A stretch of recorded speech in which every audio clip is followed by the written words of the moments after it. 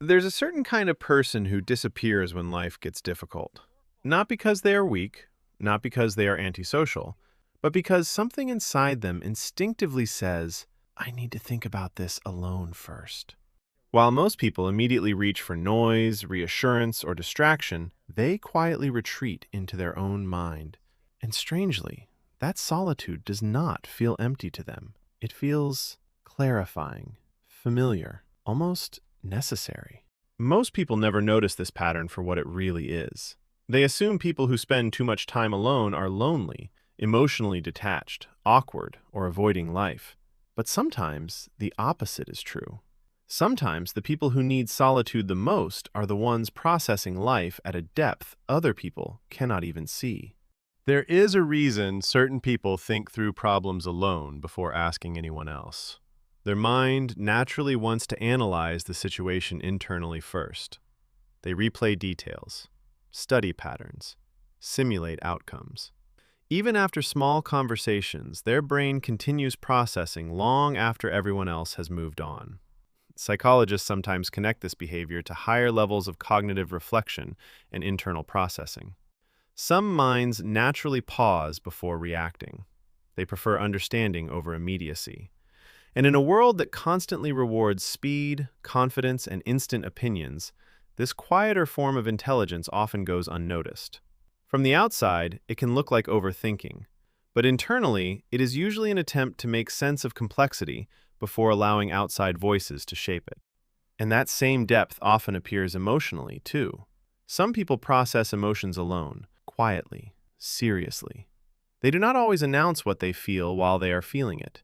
They sit with emotions privately first, almost like their mind needs solitude in order to fully understand what is happening internally. Neuroscience research suggests that emotionally self-aware individuals often engage in deeper internal emotional regulation rather than immediate external expression. But this pattern rarely develops randomly. In many cases, it begins earlier in life. Some people learn that staying emotionally observant helped them avoid conflict, unpredictability, or misunderstanding. Their nervous system adapted by becoming inwardly attentive. Over time, silence stopped feeling empty and started feeling safe. This is also why many psychologically aware people develop solo rituals nobody knows about. Small, private routines that seem insignificant from the outside, but carry emotional meaning internally. Walking alone late at night, listening to the same music repeatedly, sitting quietly after everyone has gone to sleep, rewatching familiar movies, journaling thoughts they never show anyone, drinking coffee alone without checking their phone. These moments are not always about isolation. Often, they are forms of regulation.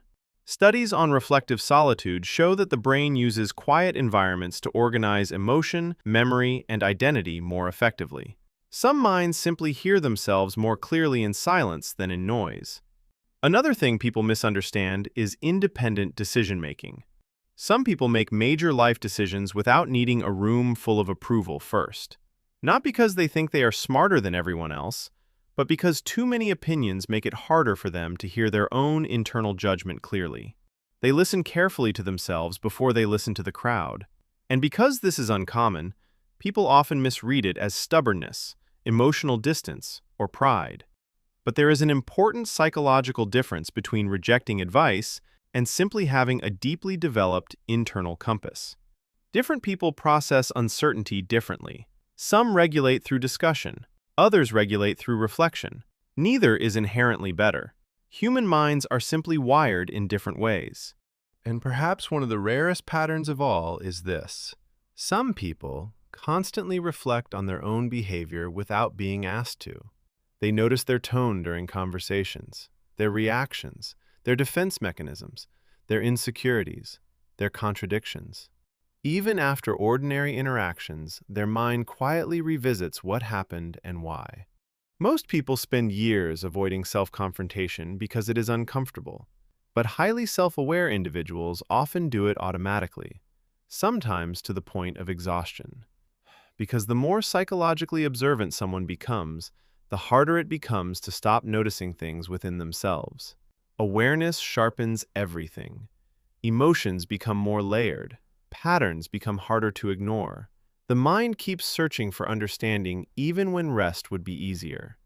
And there is a quiet paradox hidden inside all of this. People who are deeply comfortable alone are not always disconnected from others. In many cases, they simply developed a stronger relationship with themselves first. They learned how to exist without constant distraction, performance, or validation. They learned how to sit with their own thoughts without immediately escaping them. And that changes a person over time. Not into someone cold, not into someone emotionless, but into someone internally anchored in a way that is difficult to explain to people who have never experienced it themselves. Of course, none of this makes someone superior to anyone else. Solitude is not proof of intelligence, and extroversion is not proof of superficiality. Different nervous systems adapt differently depending on personality, environment, emotional experience, and life history. Some people process life externally. Others process it internally. Neither side is wrong. But certain solitary behaviors do tend to appear more often in people with high self-awareness, deep emotional processing, and independent cognition. And because these traits are quiet, they are often overlooked completely.